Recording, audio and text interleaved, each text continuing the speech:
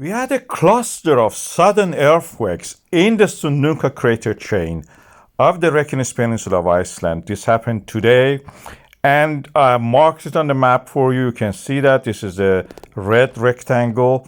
And these earthquakes were, numbers of them were less than 100, so they were not a swarm, but they were significant. They were concentrated in just around the midday. As you can see here on the temporal diagram, which shows the time of them. The depth of them was interesting. I marked them here. They were around 4 or 5 kilometers deep. That is the depth of the Svartsengi magma reservoir. This is where we have the magma, like an aquifer, filled up from the deeper source and coming. Earthquakes happening there practically along this line. What they will do is to shake the ground, and through that shaking, they create the conditions for the magma to flow. Magma is a non-Newtonian fluid. It's not like a normal fluids like water or anything like that.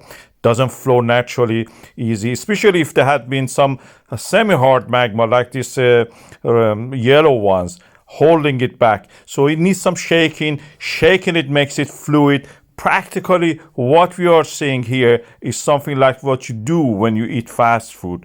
I don't recommend it, but when you shake the ketchup in the fast food restaurant to pour it over your food, that is what you are doing. You make it fluid. The ketchup becomes fluid more. It can move easier. We are seeing it under the ground through the conduits. Magma can move, come to the reservoir, and then eventually erupt. This is what we are seeing due to these earthquakes created by the movements of the earth crust, fracturing, creating fault lines along the extension of the Atlantic, mid-Atlantic ridge. And this is what also the Icelandic Meteorological Office in the latest updates is saying. We are seeing this situation. We have seen the earthquakes cluster. The earthquakes have possibly moved the magma, making it more fluid. So after that, no earthquake has been recorded. So the rising of the land due to the magma probably continues after this. This is what I can tell you. I have added more than that. It's not just a copy paste. It is a geologist, proper geologist, explaining to you the reason in the physical terms. This is not the first time we are seeing such a thing. We had in such a similar situation in the March 2024, which we had this small cluster of the earthquakes and a similar situation. It didn't lead to any eruption, but movement of the magma. And I will play that video that I made on that time about this situation.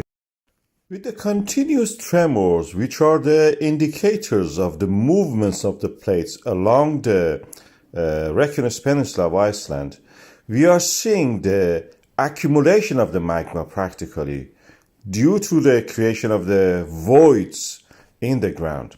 We have now 20 million cubic meters of the magma under the Svartsengi. That is 60 megatons of the basaltic magma in that area. They create a change in the pressure in the boreholes and movements in the seals and dikes. You need shaking to have the ketchup out of the bottle. The same applies to the magma under the ground. Earthquakes create that shaking. It makes it flow. It helps it flow. And then we see these little earthquakes, which are actually helping the flow of it, rising to the surface of the magma. When it reaches the surface, this will go easily through the cracks between the, in the area east of the Svartsengi. There are plenty of cracks. This is shown also on this hazard map. On the color of the pink, you can see that this is the area which has the maximum number of the cracks. There are pathways for the magma to erupt to the surface. This is the Grindavik Rift Valley. We are talking about fault lines, both sides of it control it, and the magma can move from Svartsengi reservoir to that area and erupt. This is the update that we have about this volcano.